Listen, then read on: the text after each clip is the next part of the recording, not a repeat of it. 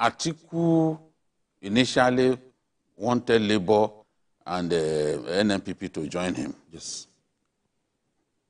They rebuffed him officially. The spokesperson of Labour rebuffed him. They claimed that, okay, we have our own case. We want to focus on our own case. As for NNPP, their response was predictable. NNPP never went to court over the 2023 presidential election. Trying to bring NNPP to support you is what the Yorubas call Awanekora. Is looking for people to join him. Now, clearly, they must have piled some pressure on Peter Obi, and you can see that 1 week after, Peter Obi too has come out to say, oh, Mr. President, state who you are. Don't wait for people, your aides, to define you. Let's know your identity and all that. There are certain things that we can't say on air. But everyone has a past. Everyone has a past. Some have some past that they will never even want an extra person to know, the third party to know about. I have no answers to all of Tinubu's past beyond what an ordinary journalist like me is privy to.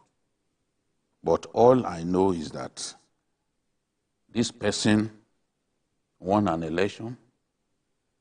The people who are harassing him were unable to prove in court that they defeated him in that election.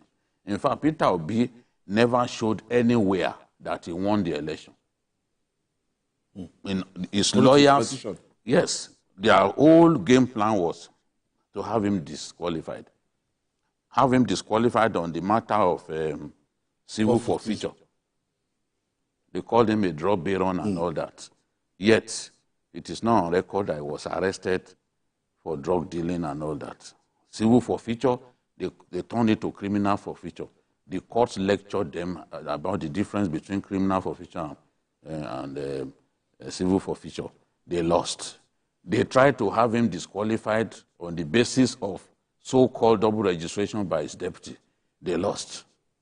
They couldn't bring evidence to show him, especially alternative result sheet, the kind of thing that the governorship candidate of PDP did in Nasarawa State. They didn't do anything like that. The lawyers did a shoddy job. Now, what they are trying to do is try to win in the court of public opinion. Not even public opinion, the court of the noisy minority. Because to say public opinion is to assume that, okay, the majority, how many, you go to how many people are even talking about this matter? To them, it's a non-issue. You know? But we can't really, people have made up their minds to look at an issue. How can Obi still be saying that we should bring evidence of university that I attended when the school has affirmed that this person passed through us? They release his transcripts. Because transcript to them is the main thing. They are not interested in certificate that they call diplomas. Many people don't even pick it. Companies hire you based on the content of your transcripts. Over there, the society is different. So I wish them good luck when they get to the Supreme Court. But I think that the point that we have reached, we should stop hitting all the polity. We should stop giving the impression that, oh, the world, we are embarrassed, the whole world is complaining. In America, for example, this is not an issue to them because is the transcript that they are concerned about, and they know that it passed through that school. Except if you are saying the world does not include America. And of course, America is a critical part of of the universe. So no one can say, oh, I'm embarrassed, the international community deserves to know this and that.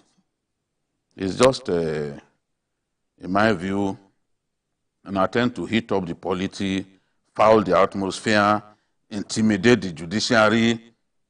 This is what I see. Let the court do its job. You've gone to court, leave the court to do its job. All of these press conferences that they are calling world press conferences, you look around, how many international journalists do you see in attendance? Let the court do its job. Stop hitting out the polity needlessly. This is what they are doing, and the BBC, they've done their own investigation. As far as they are concerned, there is no evidence. They can't lay their hands on evidence that he forged his certificate. Some people don't even know the meaning of forgery.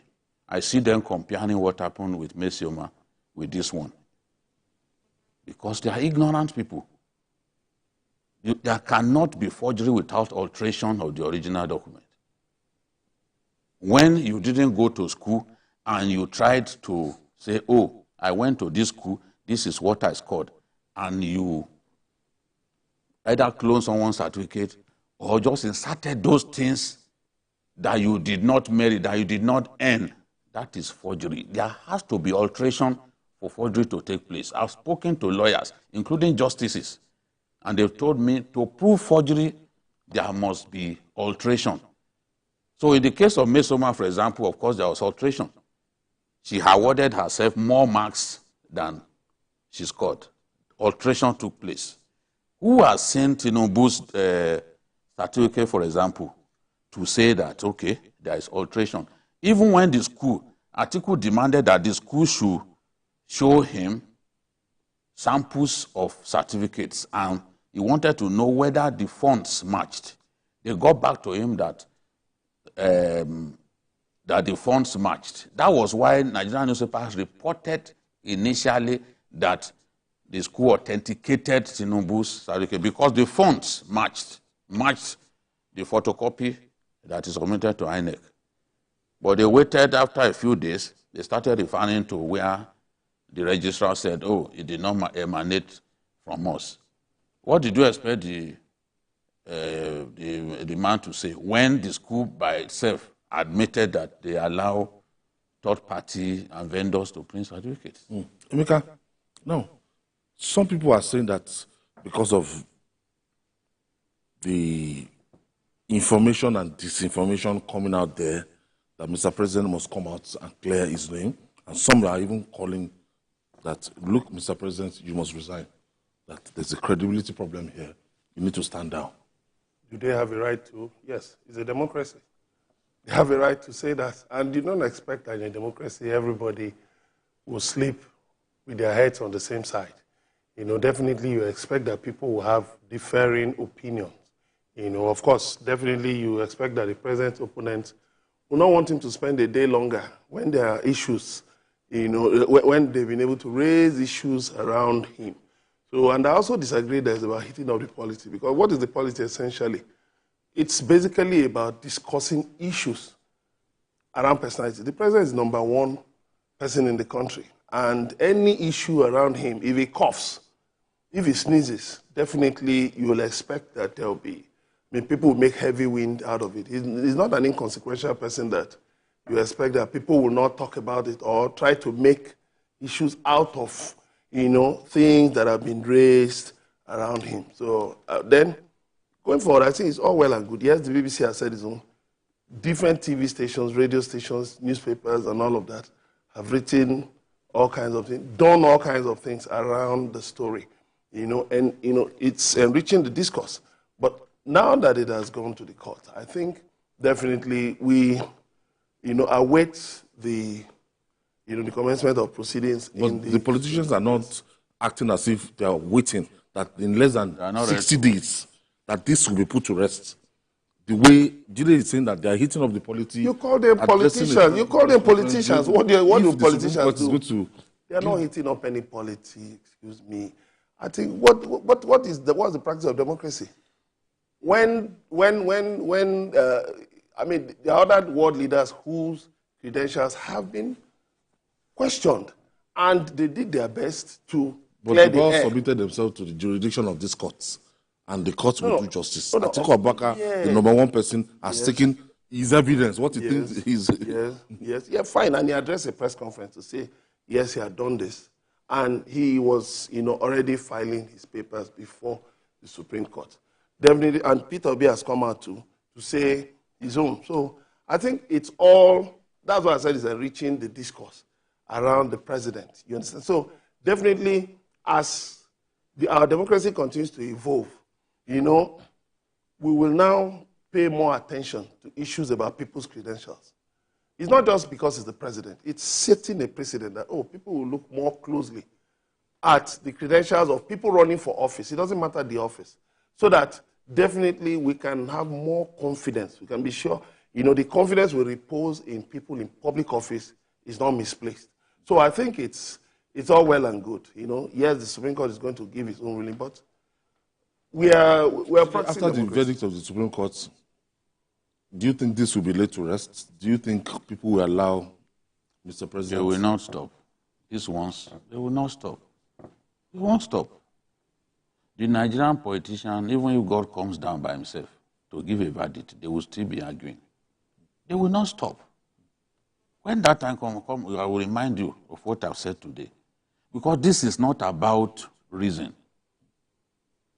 People are allowing their emotions to decide how they react to issues, what positions they take on issues. If the court gives a verdict, if it favors them, judiciary is the last hope of the common man. If it goes against them, they will call them names. They will threaten their children. They will do all kinds of funny things. We have become a laughing stock in the world. The way Nigerians are misusing the social media. Even the BBC report was referring to social media and the deliberate falsification of what happened during the deposition. Because the BBC relied a lot on that 5-hour deposition. See the way they've twisted it on social media. BBC talked about that. See the way Nigerians are harassing. I can tell you today now, those guys who sit on social media because they can't find anything else to do with their lives, they are going to be attacking BBC. I can bet that by now they've started abusing BBC. Credible Nigerians, they did not invent the internet. Some other people invented the internet. What we can do as Nigerians is to misuse it. Just the way Farid Zakaria said, that the internet has put power in every hand, but not a sense of responsibility. Nigerians, because a fellow Nigerian was contesting to be the best cook in the world, or the cook who can cook for the longest hours, they were abusing the record holder. Nigerians were subjected that Indian woman to extreme insult. Over what? Because you had a Nigerian contesting? Look at what they've done to people, to officials of CSU, to the point that the school complained. And the lawyer accepted. Even the lawyer, when the lawyer got to the place, they called the police, they wanted to arrest him. I'm sure that lawyer is a citizen. Yes, he has stayed there for 27 years. For the first time in his life, they called the cops on him because the Nigerians have subjected CSU to extreme hate. They wanted the CSU to come up with a verdict that is in line with their own viewpoint. People simply talking to a wall, believing that, oh, you must take what I believe in, or otherwise you become an enemy. They are not ready for a healthy debate on social media. They are not ready. Try to engage them in a healthy debate, they will insult you, they will insult your age. People who insult other people's age, they imagine that they will never grow old in their lives. You will insult old age, you will grow old. And if it pleases God, they will not even allow you to attain old age because you do not deserve it. So these are the things we are saying. We are too emotional over all of these matters. The election has gone. 4 years before our eyes, we'll see another 4 years if God tarries. But we don't want to accept it. The generation, the Gen Zs and the millennials, and some old people who are worse than those young people, they are the ones eating up the polity. That is my definition of eating up the polity. Because I know what people... eating up the polity is not simply expressing your views. How do you express your views? What are the things you say about other people? Are you preaching hate? If you are preaching hate, you are fouling up the atmosphere. You are eating up the polity. That is what I see. Look at Olisa Agbakoba. He came out to say, what's going on? Lawyers, you shouldn't be going to TV stations when the case is in court to go and analyze. That is wrong. They started abusing him. They say, you are stupid, sir. I saw. I mean, come on. An old man like that, you call him stupid? It's not as if he's a Tinubu supporter. No. But he said Just this calling is for not moderation. right. That NBA should descend on lawyers going around doing all these things. That it is not right for lawyers to go and be analyzing a case before the court. It's sub judice. And for that reason, they assumed that he was supporting Tinubu. They started abusing the old man. Anything. They say they'll give it to him, woto. Anything. That's their language.